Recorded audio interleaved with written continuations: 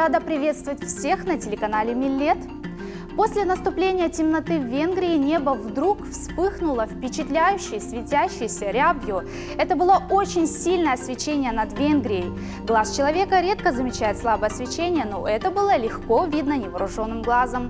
Редкий для полярных сияний красный цвет дисплея был просто невероятным. Большинство полярных сияний – это зеленое свечение, вызванное энергетическими частицами из космоса и ударами атомов кислорода над поверхностью Земли.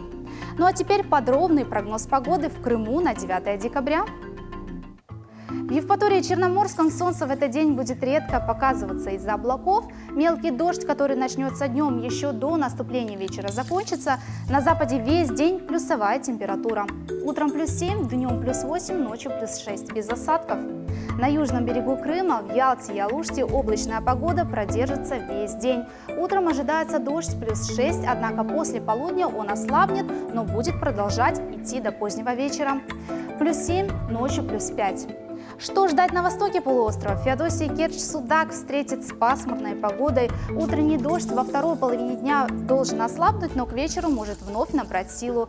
Утром +5, днем +6, а ночью +4 без осадков. Ну а на севере Крыма, в Джанкое и Красноперекопске весь день будет облачным. Днем будет идти мелкий дождь, который через некоторое время должен закончиться.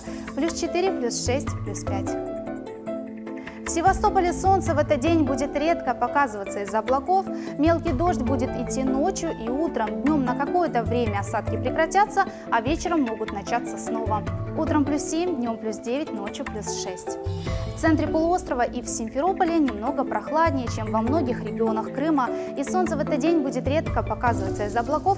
Практически все время будет идти дождь, который во второй половине дня должен ослабнуть. Ближе к вечеру он прекратится. Утром +3, днем +6, ночью +4. Несмотря на неожиданно высокие градусы в Крыму, одевайтесь теплее и берегите себя.